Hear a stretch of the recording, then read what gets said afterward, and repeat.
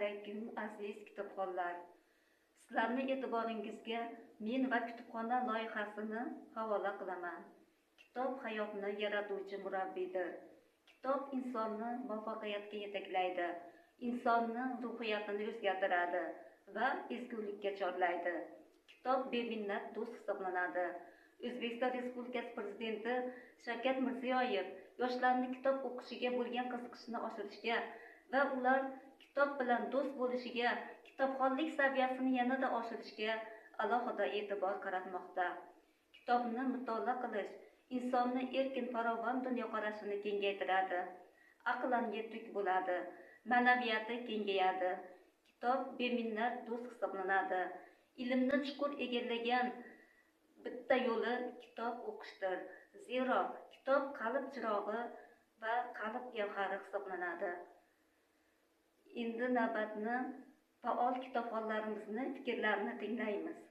Assalomu alaykum aziz kitobxonlar. Mana men bugun Norin tumanida joylashgan axborot kutubxona markaziga tashrif buyurdim. Mana hammamizga ma'lumki, ayniqsa mana yoshlarimiz o'rtasida kitoblarni kam o'qish holatlariga duch kelyapmiz. Ular mana shu kitob o'qimasdan boshqa turli xil yumushlar bilan, ayniqsa telefon orqali ko'p vaqtlarni behuda o'tkazmoqdalar.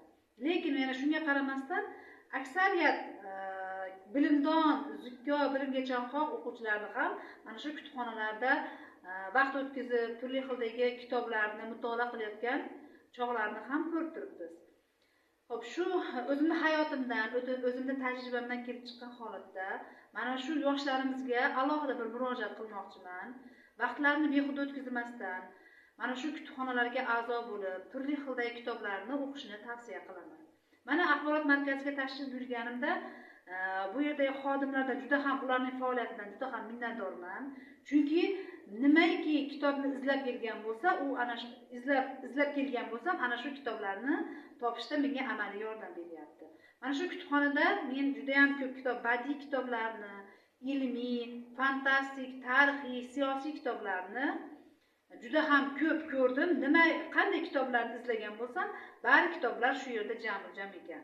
Mana men kuni kecha mana Tog'ay Murodning Otamdan qolgan dalalar, O'tkir Hoshimning Tushda kechgan umrlar, Dunyoning ishlari,